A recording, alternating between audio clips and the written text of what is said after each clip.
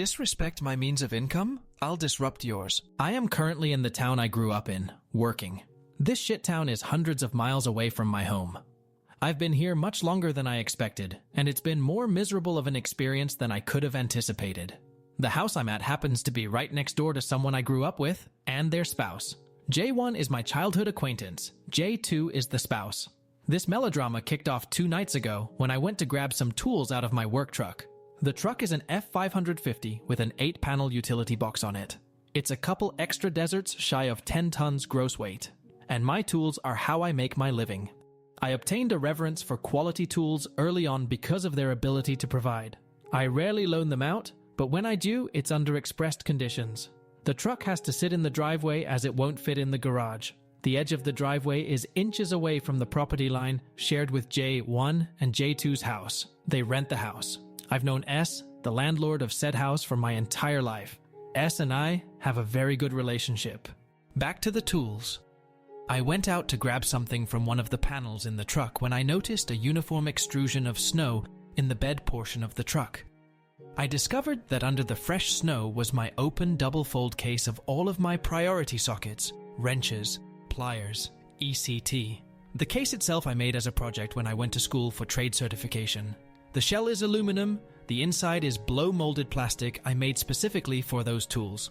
I had to make the one-off mold for the plastic. I pressed the hinges that I made from scratch. I hardened the cam of the locking mechanism myself. It was a final project for a class that received high praise from the instructor, who was a veteran machinist. By high praise, I mean he gave a critical scowl while inspecting, and finished with a grunt and not bad. The case received a perfect score. It wasn't just the case, open to the elements, left out for anyone to grab. It was all of those bare tools, buried in snow. I do not treat my tools like that. If someone treats their own tools like that, I judge them for it. Abuse of my tools virtually never happens because there is hardly ever an occasion where I'm not in control of them. But someone left my single most valuable piece of kit out to rust or walk off. That someone was certainly not me. A few nights ago, J1 texted me asking if J2 could borrow a cordless drill. I said sure, so long as he put everything back when he was done and locked back up. He knew where the key was because I had grown to trust him over time. That came back to bite me, as it seems it always does. After discovering my tools in that state, I took them in to clean and lube everything, and calmed a tiny bit, when I discovered the damage was mostly superficial.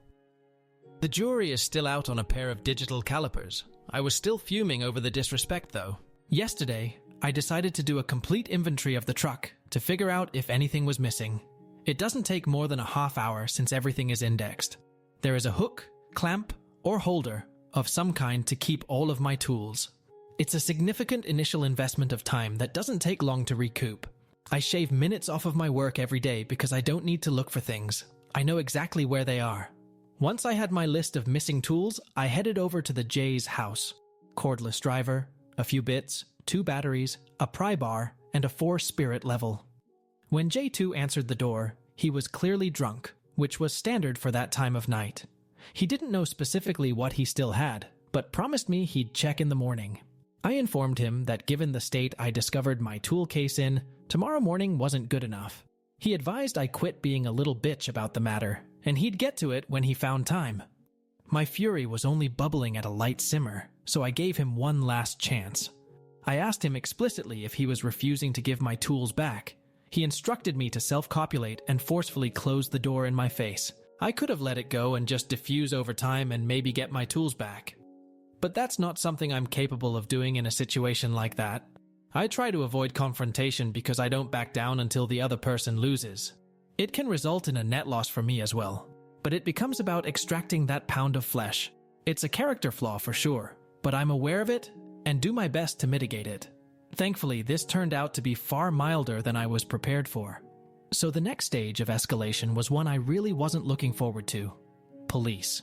I was tangentially involved with several different LEs, both privately and professionally, for almost 2 decades.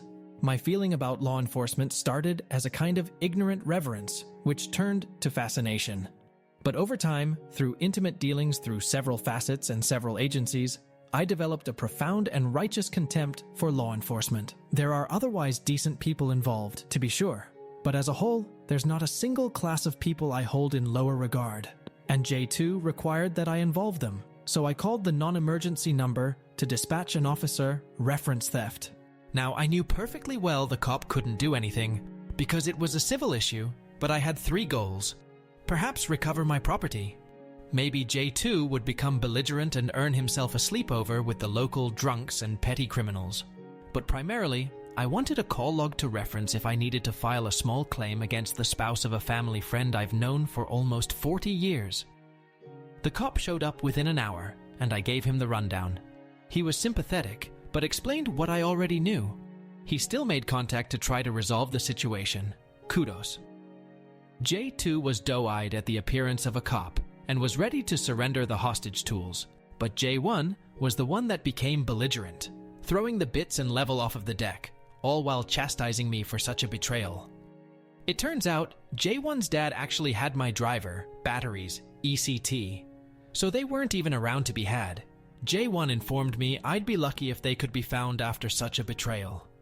I'll agree, it was an asshole move on my part, but I just wanted my pound of flesh, and my tools. The cop left and I went inside. Before bed last night, I hatched my revenge, and after a brief chat with S, landlord, I could hardly get to sleep. At about 5 this morning, I plugged in the truck heater. At about 6:30, I started the truck, let it fully warm up for about 15 minutes, then backed out of my driveway, pulled around to the alley and into the J's driveway behind their vehicles. I dropped the bracing jacks on the truck and jacked up the axle on one side. I put jack stands under the raised side of the axle and used my pneumatic impact to remove both rear wheels on the raised side. I spun the impact until pressure was low enough the vanes wouldn't engage to spin and went back inside where it's warm. Freezing moisture prohibited me from running the air compressor in near 0 degrees F weather, so pneumatics were now dead. Their driveway access is from the alley, mine is from the street. Their driveway terminates just past the front of my garage right on the property line. There is just enough room for them to park side by side, but they're blocked in on 3 sides by most of my garage, their deck, and their fence. And at now the 4th side by my incapacitated work truck. At about 7:40 a.m., I answered a furious pounding at my back door. Surprise! It was J2. He inquired what in the copulation my truck was doing in their driveway. He had to get to work. I informed him I moved there for better access to the airline at the back of my garage, fed through the back window. But due to the cold, the frozen moisture prevented sufficient pressure to remount the wheels. He was visibly shaking from anger and informed me I was fucking with his livelihood. Curious, I replied. Tools are my livelihood. At which point I repaid his forceful door closing with one of my own. I received a flurry of texts and disparaging remarks from J1, peppered with a few vague threats. At just past 8, a cop car pulled in my driveway. Lo and behold, it was friendly Officer XX12. The same cop dispatched last night, looking a bit rough around the edges from working a double shift. I stepped out to greet him. He looked at me, panned to the truck, back to me and asked, "What the hell is going on?" I informed him of my attempted maintenance on my truck, but unfavorable conditions prevented me from finishing. I told him if I'd had all of my tools, I probably could have finished without issue, which of course earned me a withering look.